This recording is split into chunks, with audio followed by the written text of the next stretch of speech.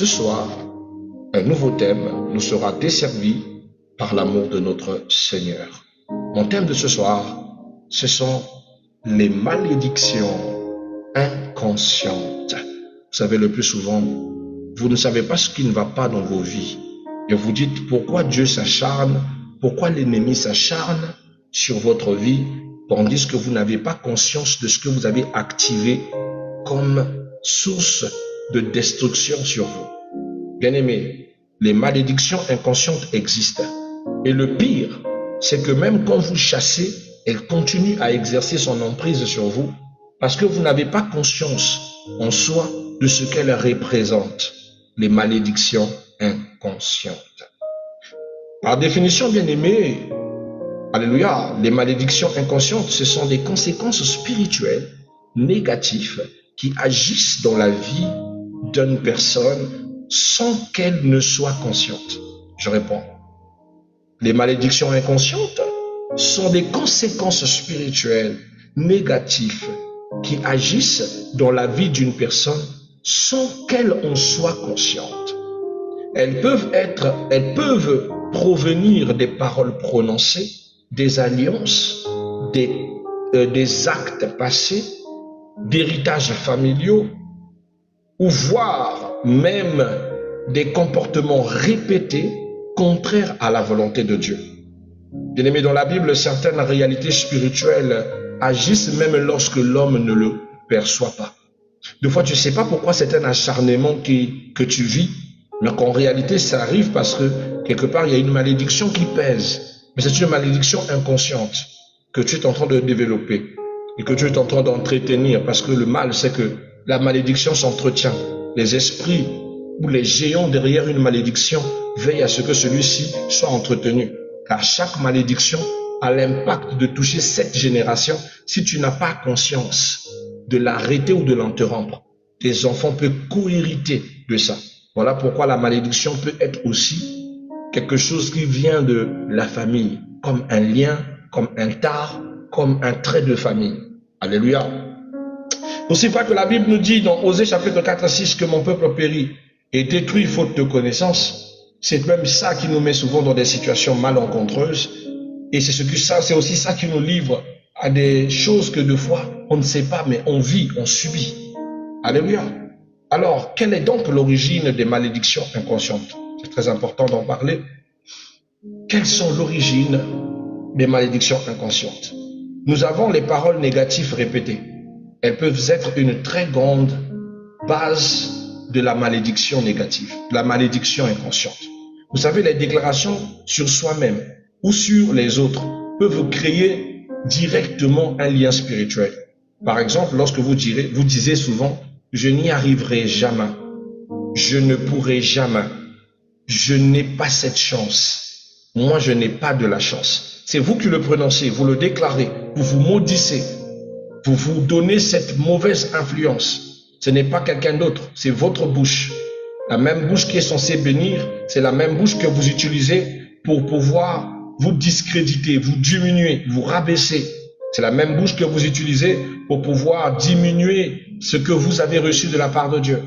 Annuler toutes les promesses qui pèsent sur vous. Quand vous dites de la négativité, alors ça j'aime bien ce mot, le mot qu'aime utiliser notre précieuse reine élue. Quand vous utilisez des mots négatifs, bien-aimés, vous vous maudissez profondément. Alléluia.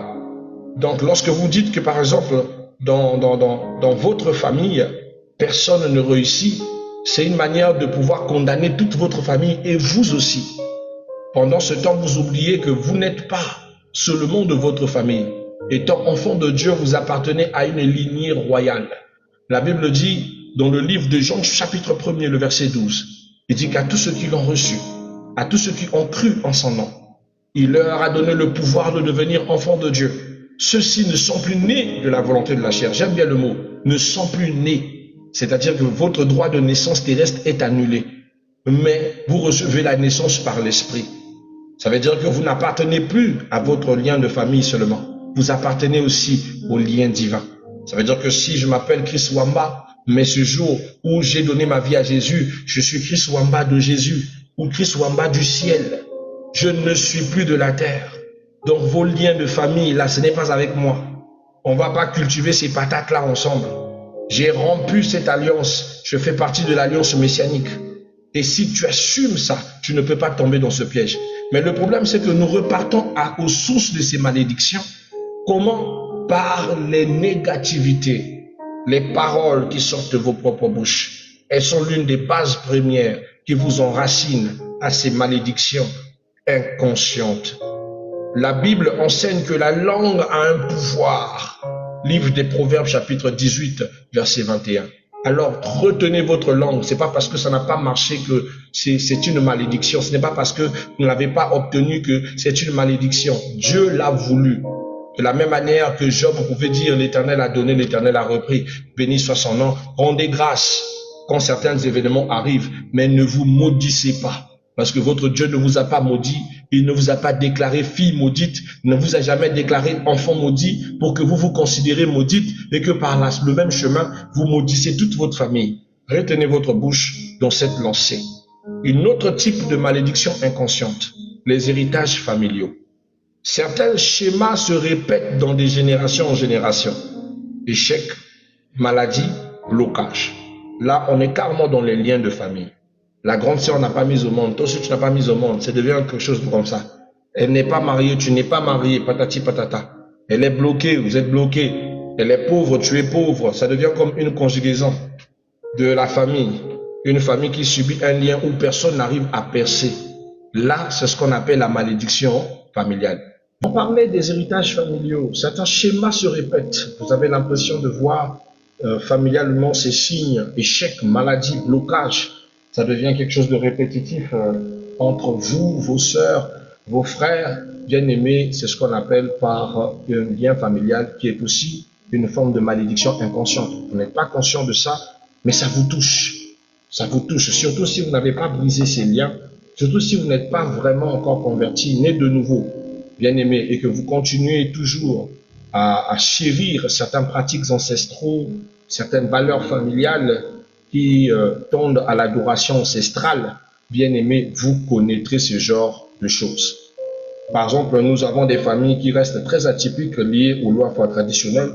Quand vous avez des réunions de famille, bon, vous voyez le père ou un ancien de la réunion de famille lève par exemple le bâton de canne ou le bâton de toutelet. Il le met de côté et vous fait rentrer déjà dans une réunion à caractère ancestral. Et vous vous livrez à des influences, des liens qui réclament par inconscience. Parce que Dieu n'est pas mis au centre. Souvent, vous entendrez même certains zondis dire que non, nous venons mettre Dieu. Quel Dieu? Il dit, nous mettons Dieu au centre. Avec quoi? Avec son bâton. Non. Parce que si c'est Dieu, le Dieu d'Abraham, d'Isaac et de Jacob, il n'avait pas besoin d'emmener votre symbole ancestral. Là, vous savez ce que vous avez appelé pour pouvoir régir la réunion. Et cet esprit qui gère derrière cette force de ce bâton spirituel, cet esprit sait ce qu'il fait.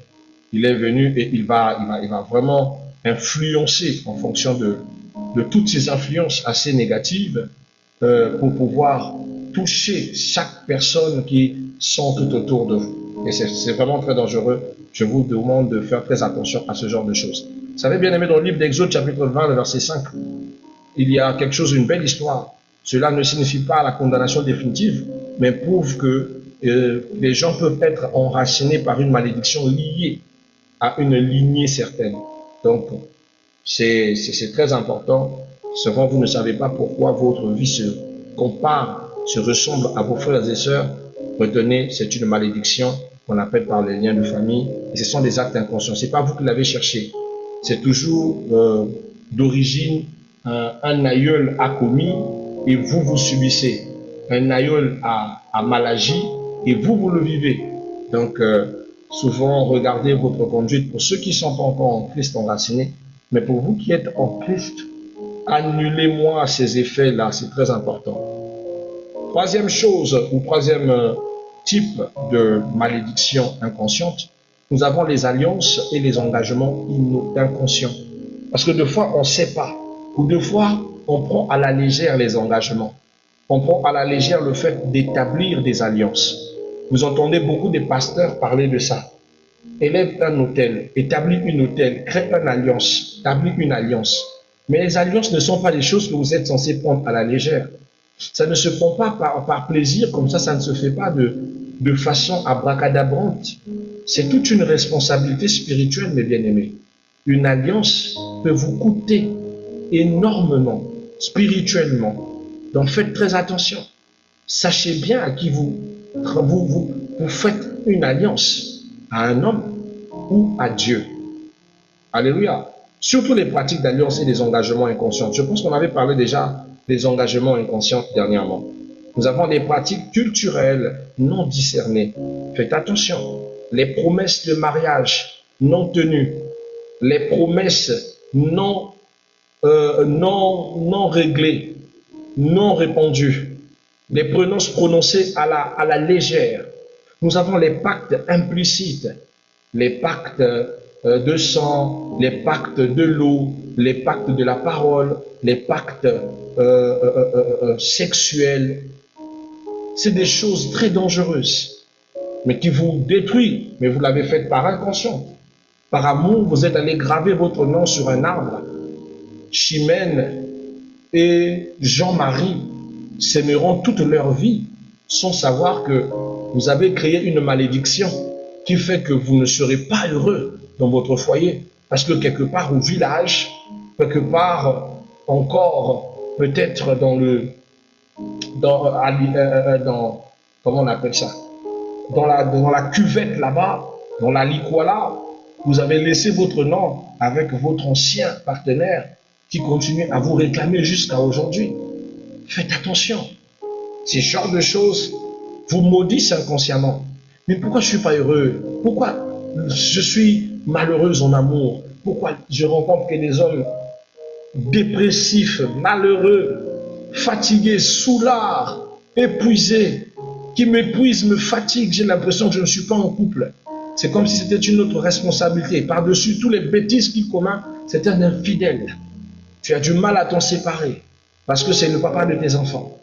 Mais depuis, ta vie bascule parce qu'un pacte avait été scellé par inconscience, parce que des vœux ont été faits, parce qu'une alliance est en train de subsister. Surtout les sœurs qui pensent que à chaque église où tu pars, tu dois établir une autel. Si tu n'as pas conscience de l'alliance à laquelle tu viens établir ton autel, ma charrue, tu vas pleurer. Tu vas pleurer. Voilà pourquoi essayez d'avoir des portées spirituelles. Cherchez à savoir si c'est vraiment quelqu'un. Là où vous pouvez établir une autel avec Dieu. Parce que votre autel, c'est votre alliance. L'alliance que vous faites dans un ministère est reliée à Dieu, mais aussi à son serviteur. Si ce serviteur n'est pas droit, ça va être triste pour vous. Et c'est comme ça que beaucoup vivent des malédictions comme ça. À chaque fois que des faux pasteurs, des mauvaises personnes, des sorciers viennent toucher cet objet que tu avais laissé comme autel dans une église, ta vie bascule. À chaque fois que des choses atroces se passent dans cette église, toi, ta vie bascule. Tu as voulu soutenir l'œuvre de Dieu, mais parce que tu t'es mise dans une disposition qu'il ne fallait pas, ça te détruit. Sans compter les personnes qui vont faire des dons chez les féticheurs. Ceux qui emmènent souvent des présents chez les féticheurs. Ce sont des actes d'alliance. Ça ne passe pas anodin. Les trucs que tu emmènes chez le féticheur, les objets que tu emmènes, les poules, les coques, les je ne sais pas quoi que tu emmènes là, ce n'est pas des choses anodines. Ça réclame et ça maudit inconsciemment. Et pourtant, toi, tu penses que rien de mal ne t'arrive, or que c'est lié à ces choix que tu as banalisés. Nous allons prendre encore une autre chose. Donc, par exemple, dans les alliances et les engagements, nous avons Ecclésiaste chapitre 5, le verset 4 au verset 5, une très bonne manière de voir ce que représentent les mauvaises alliances, la malédiction derrière les engagements non tenus. Nous avons, bien aimé, aussi un autre type de malédiction inconsciente, le péché ignoré ou banalisé. Parce qu'il y a des personnes qui commettent des actes, qui commettent des péchés et qui font fi de les ignorer. Le pire, même, il y a d'autres qui le banalisent. Ils disent, ah, j'ai fait ça, oui, mais bon, c'est pas grave, c'est pas grave.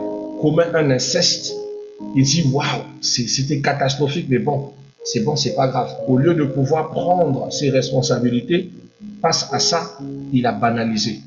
Elle commet un adultère, c'est-à-dire qu'elle trompe son mari, même si ce n'était qu'une seule fois. Au lieu de prendre ses responsabilités, elle se dit non, c'est bon, voilà. Elle se convainc qu'elle ne va plus recommencer. Même si vous n'avez pas recommencé, vous avez ouvert une porte. Et cette porte-là a des conséquences.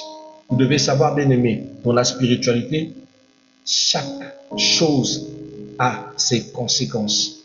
Ce que l'homme aura sémé, c'est ce qu'il va moissonner. Vous devez comprendre ça. Alléluia. Donc le péché ignoré ou banalisé, ce que l'on tolère peut ouvrir une porte spirituelle. Nous avons Galates chapitre 6 verset 7 qui nous parle amplement de ça. Donc quand vous ressentez ces choses, que vous savez que vous avez commis quelque chose, allez vous confesser, allez demander pardon, allez chercher restauration avec Dieu. Sinon, ce péché va se transformer en un cauchemar pour votre vie. Pendant que vous pensez que cet acte est banal, mais en réalité, elle active des malédictions terribles dans votre vie. Je connais des femmes qui ne mettent pas au monde parce qu'ils ont accompagné des amis à aller voir des médecins pour faire des IDG. À cause d'avoir simplement accompagné, elle est devenue stérile. Je connais de ceux qui sont devenus stériles à force d'avoir tellement fait des retraits de grossesse. Quand elle rentre dans une relation sérieuse, elle est devenue stérile. C'est son péché banalisé qui l'a détruite. Donc vous ne devez pas prendre le péché à la légère. À force d'avoir joué avec toutes les femmes au monde, Dieu lui donne une femme gentille, douce de caractère. Mais Djonju, comme c'est pas permis. Comme c'est pas permis, cette fille-là, vraiment, degré d'infidélité incroyable, mais elle agit comme Copperfield de Ingra. Couche avec tout le monde. Couche avec le père du monsieur. Couche avec le petit frère. Couche avec le dernier des petits frères. Couche avec l'oncle. Couche avec les amis du monsieur. Le cocufie à un degré que lui-même il se dit, qu'est-ce que j'ai fait? Elle-même ne sait pas pourquoi. Aussi, elle commet ce genre de dégueulassité. Mais toi, parce que tu as commis un péché, voilà pourquoi on t'a donné comme sanction de porter le fardeau de vivre avec un homme infidèle, une femme perfide, menteuse. Ce que l'homme aura sémé dans la spiritualité, eh bien, c'est ce qu'il moissonne. Voilà pourquoi vous devez faire très attention de ne pas prendre les choses à la légère. Toute chose ne doit pas être prise à la légèreté, je vous en prie. Alléluia. On va prendre un petit point, après on va se séparer. On va continuer peut-être ce sujet un autre jour, le matin. Nous allons parler des signes possibles, les signes de la malédiction inconsciente. À quel moment vous saurez que vous êtes en train de vivre un signe de malédiction inconsciente? Les signes de la malédiction inconsciente peuvent se manifester par des schémas répétitifs et négatifs dans votre vie. C'est-à-dire que ce n'est des choses que vous ne viviez pas qu'une seule fois. Vous avez l'impression que ça s'accumule trop dans votre vie. Des schémas répétitifs, par exemple, des blocages excessifs, la peur persistante, l'échec cyclique. Cyclique, pas chronique seulement, mais cyclique. C'est-à-dire qu'à chaque fois, tu as l'impression qu'on te lâche un peu, hein, après, bam, échec, tu repars à zéro. On te lâche un peu, hein, après, bam, échec, tu repars à zéro. C'est-à-dire que tu es en train de faire un cercle. Nous, en Lingala, on dit aux actes au rond-point.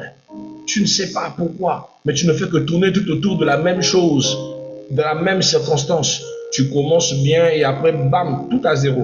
Tu commences bien, après, bam, tout à zéro. Ce sont l'un des signes majeurs. Nous avons, par exemple, d'autres signes tels que la difficulté à maintenir une percée. Ta percée est toujours de courte portée, de courte durée. Ça ne met jamais du temps. À peine tu souris, le malheur arrive. L'oppression spirituelle récurrente. Bien-aimé, tout ça, ce sont des signes qu'il y a une malédiction inconsciente qui vous réclame. Faites une cure d'âme, faites une confession, ou faites une étude, une autocritique pour aller retrouver qu'est-ce que vous avez fait. Où est-ce que la source de ce qui vous nuit à l'intérieur continue à exercer son pouvoir. Amen. Quelles sont les vérités fondamentales que vous devez retenir?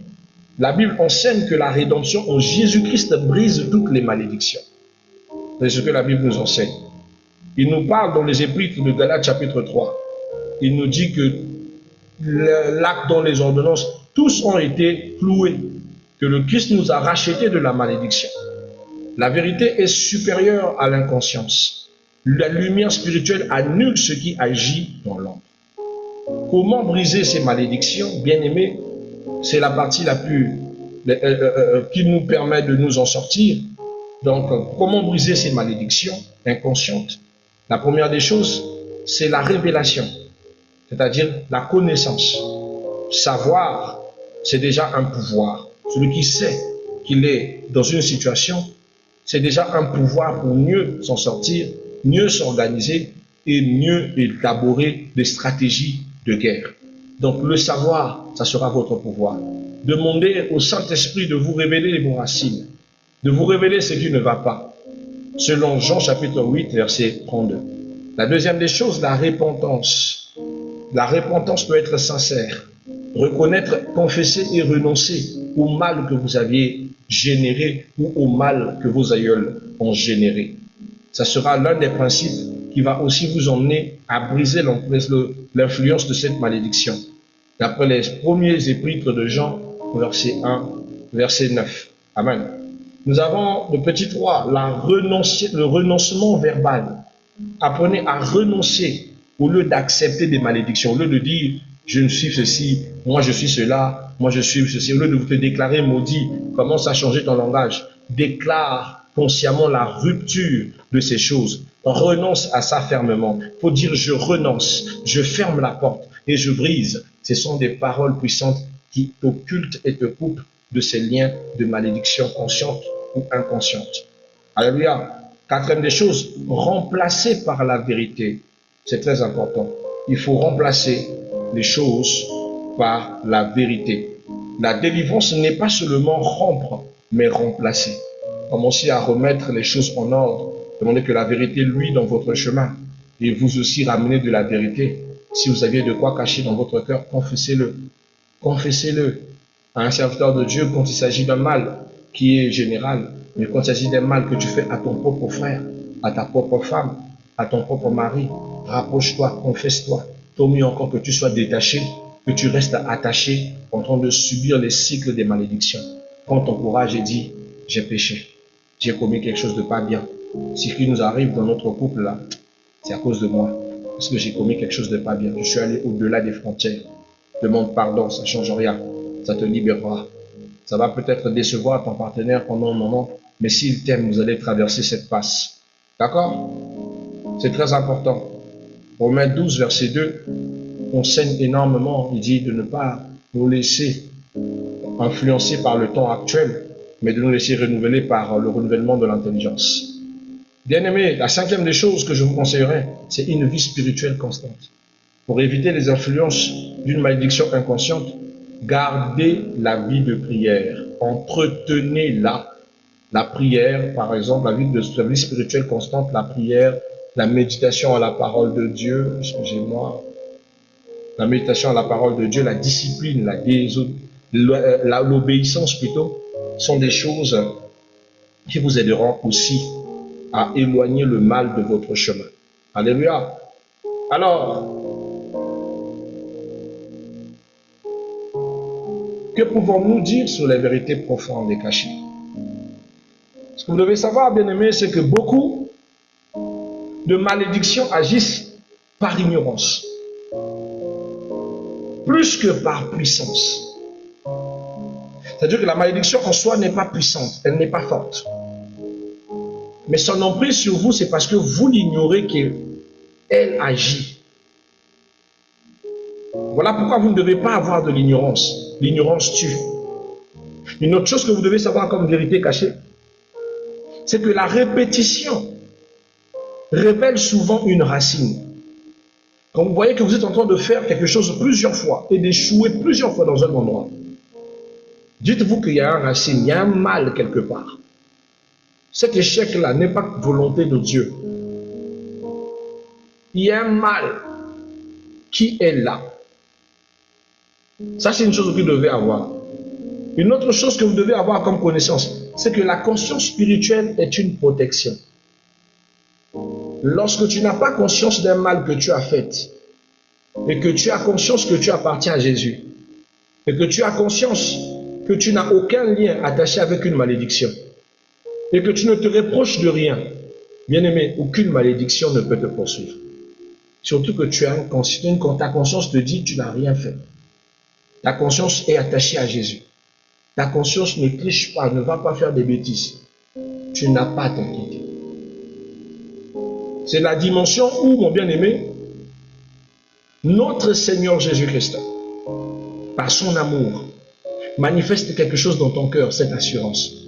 Et souvent, tu vas remarquer que malgré que la malédiction chicote ta famille, mais toi, tu fais l'exception.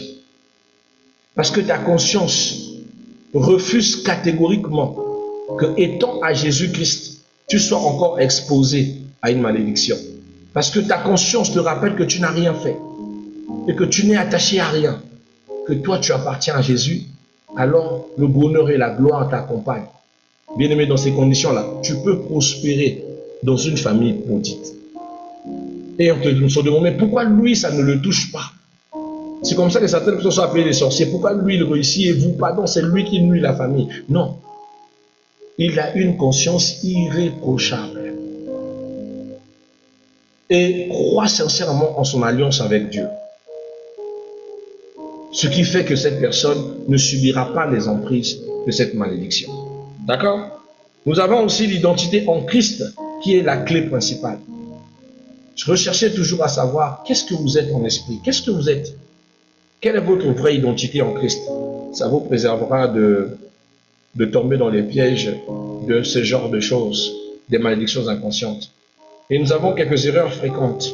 Nous allons souvent voir que dans les erreurs fréquentes, certaines voient une malédiction partout. Ah, ça, c'est surtout les églises qui sont nourries par la peur, par l'enseignement de la peur. En constance, ils voient la malédiction partout, ils voient des sorciers partout.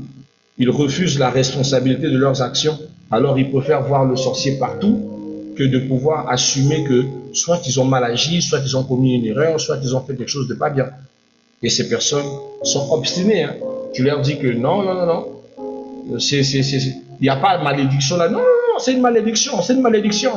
Il y a une malédiction qui pèse. Nous avons des sœurs depuis 1997 jusqu'à aujourd'hui, chassent et brisent des malédictions familiales qui ne finissent jamais. Ma sœur de 97 jusqu'à aujourd'hui, 2026. Ah non, faut changer. Faut changer d'air.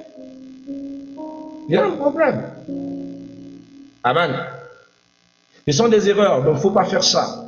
Il y a des personnes qui refusent la responsabilité personnelle. D'autres cherchent la délivrance sans transformation. Et même d'autres négligent le renouvellement de la pensée. Des choses graves qu'il ne faut pas faire. Amen. Enfin, en définitive, bien aimé, on peut tirer notre session, because of times. Les malédictions inconscientes ne sont pas une fatalité. C'est-à-dire que ce ne sont pas des pots de colle qui ne sont pas résolvables. Elles peuvent changer. La révélation en Christ nous permet de rompre et de briser l'emprise de cette influence. La repentance et l'œuvre de Jésus donnent l'autorité pour marcher en toute liberté. La lumière spirituelle transforme ce qui a été déjà caché en victoire visible. Donc, tant que vous vous confiez, tant que vous avez l'esprit de la repentance, tant que vous avez à cœur de vous laisser transformer par la parole, aucune malédiction ne restera éternelle. Mais ayez conscience d'analyser vos vies lorsque vous voyez que vous êtes en train de vivre un système cyclique. Que, il y a quelque chose qui ne va pas. Voilà, que Dieu vous bénisse. Merci de m'avoir